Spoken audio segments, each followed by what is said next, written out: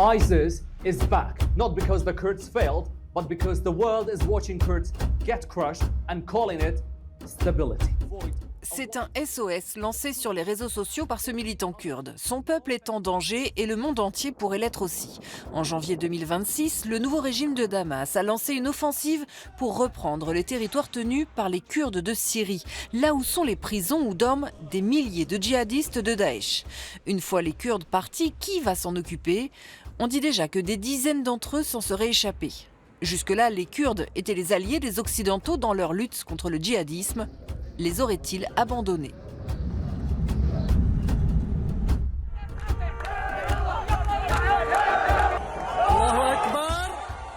À la chute du régime de Bachar al-Assad en décembre 2024, les Kurdes occupent 30% du pays. Un pays morcelé, dirigé par un ancien djihadiste qui a abandonné son nom de guerre. Aujourd'hui, il s'appelle Ahmad el-Shara, il est président par intérim et il veut stabiliser la Syrie. Pour lui, ça passe par la reprise des territoires tenus par les Kurdes.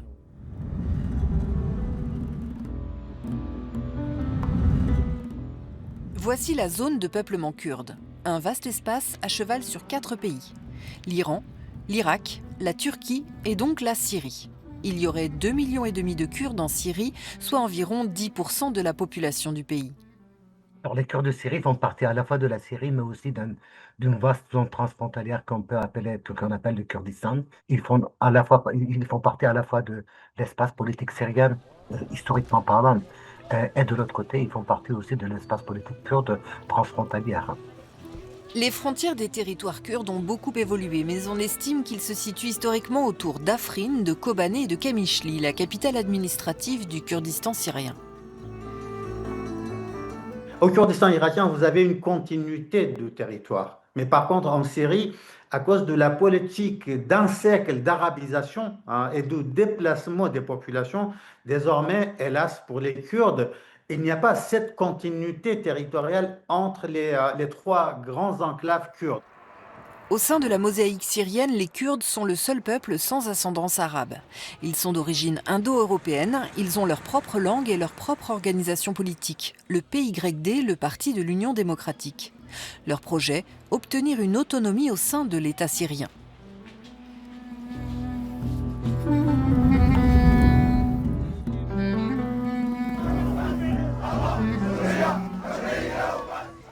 Partie d'un soulèvement populaire, la révolution syrienne a été écrasée dans le sang par le régime de Bachar al-Assad. Elle a fini par déboucher sur une guerre civile. Alors, les Kurdes ont participé à la révolution, mais il est évident qu'une fois que le mouvement a commencé à se confessionnaliser, et par la suite à se djihadiser avec Al-Qaïda et l'État islamique, les Kurdes ont proposé une troisième voie. Les Kurdes ont décidé de ne pas choisir entre Bachar al-Assad et l'opposition syrienne arabe. Pourquoi? Parce qu'ils étaient en dialogue avec l'opposition. L'opposition qui n'était pas encore au pouvoir n'était absolument pas disposée à accorder aux Kurdes ni la décentralisation, ni l'autonomie, ni une entité fédérée, rien. Ils disaient exactement la même chose que Ahmad al-Shar aujourd'hui. C'est pourquoi ils ont dit, bon, écoutez, entre Bachar al-Assad et vous, nous allons tracer la troisième voie. Dans ce contexte très instable, les Kurdes se sont organisés. Ils ont créé une milice, les unités de protection du peuple, dans laquelle s'engagent des hommes, mais aussi des femmes. Nous nous battons contre tous ceux qui veulent nous envahir ou nous attaquer, que ce soit l'armée libre, Al-Qaïda ou d'autres groupes terroristes. À partir de 2014, leur combat se concentre sur les islamistes de Daesh qui viennent de créer leur califat, l'État islamique en Irak et au Levant. Un ennemi surpuissant mais contre lequel ils vont se trouver des alliés, les Occidentaux. Quand on a cet assaut encore plus significatif de l'État islamique qui s'empare de territoires entiers entre l'Irak et la Syrie, la coalition internationale a beau être surpuissante dans les airs, elle a besoin au sol d'avoir de l'infanterie, d'avoir des troupes, et ces troupes, ce seront les Kurdes. Et la communauté internationale, qui n'avait absolument aucune volonté d'envoyer des troupes au sol, après l'expérience irakienne, n'est-ce pas, cherchait des partenaires au sol. Parmi les 500 groupes syriens, ils ont choisi les Kurdes comme alliés stratégiques. Entre août 2014 et février 2019, les Kurdes combattent le groupe terroriste et en viennent à bout au prix de 12 000 morts.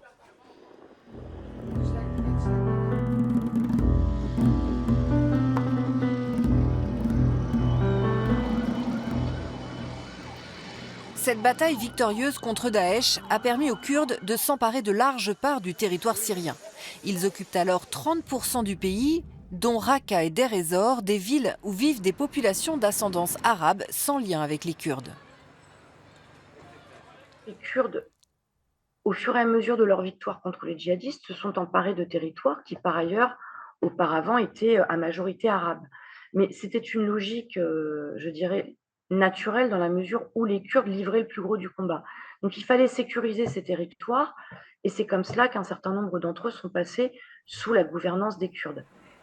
Les Kurdes décident alors de créer une administration autonome. Ils y appliquent un principe de gouvernance directement inspiré de leur leader, Abdullah Öcalan, le confédéralisme démocratique.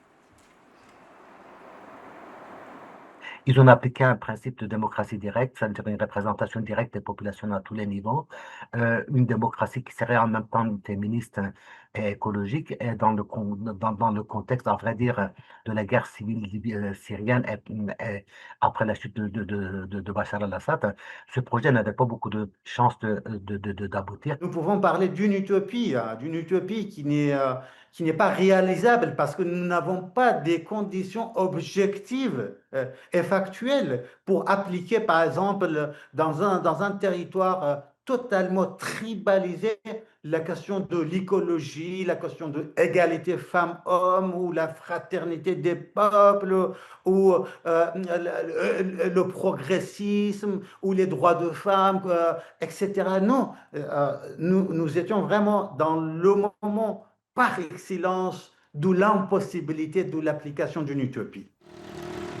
Et puis, dans ces territoires autonomes, les Occidentaux confient aux Kurdes une charge dont ils ne veulent pas. Gérer les prisons où sont incarcérés des milliers de djihadistes.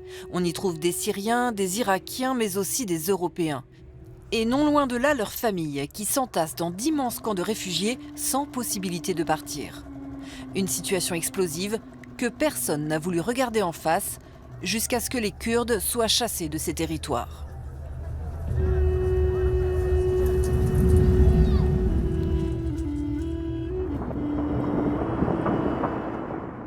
Début janvier 2026, le nouveau pouvoir syrien lance une offensive contre les Kurdes de Syrie. D'abord à Alep, dans les 2 quartiers qu'ils occupent, puis à Raqqa et Deir ez-Zor, que les forces armées du président Al-Shara reprennent en un temps record.